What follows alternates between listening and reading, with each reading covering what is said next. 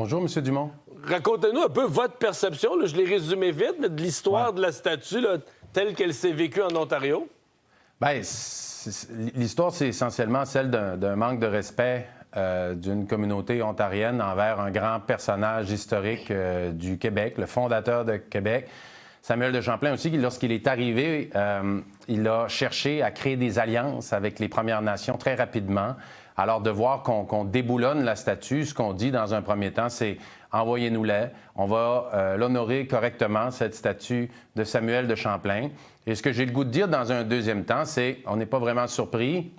Si on regarde l'histoire de la Fédération canadienne depuis 200 ans, elle pullule d'exemples où jamais les Québécois peuvent obtenir le respect qu'ils méritent pour ce que nous sommes, pour notre langue, pour nos personnages historiques. Et là, on pourrait remonter ensemble au rapport Durham, à la pendaison des patriotes, à la crise de la conscription. M. Champlain, c'est pas un Québécois. Là, il le présente comme quoi c'était un Français...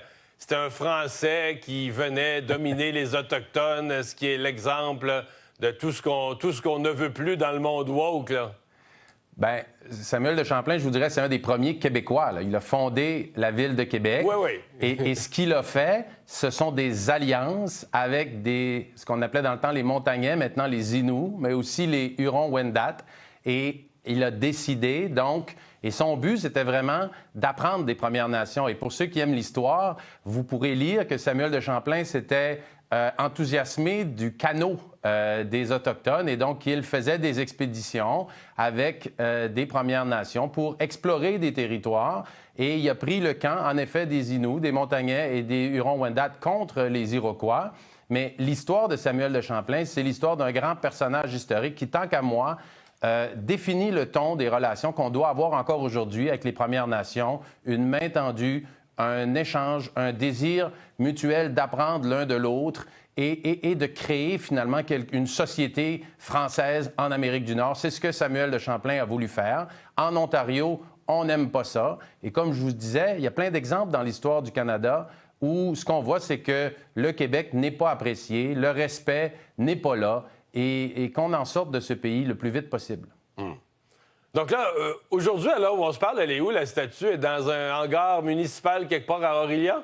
C'est ce qu'on peut lire dans un entrepôt quelconque anonymisé afin qu'il ne soit pas victime de vandalisme, parce que c'est pas juste de l'indifférence envers Samuel de Champlain, là, c'est une hargne. Écoutez, la municipalité a retiré la statue pour enlever, en effet, les autres personnages qui étaient autour pour la réintroduire. Et ça n'a pris que quelques jours avant qu'elle soit vandalisée à nouveau. Alors là, on l'a retirée, puis on la cache sans dire où elle est.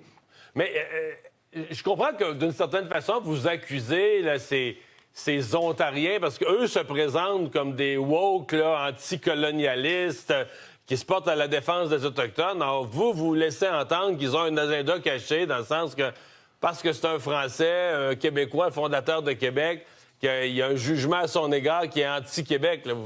Parce que eux, je pense pas qu'ils aient dit ça. Eux, ils se présentent comme des anticolonialistes, là.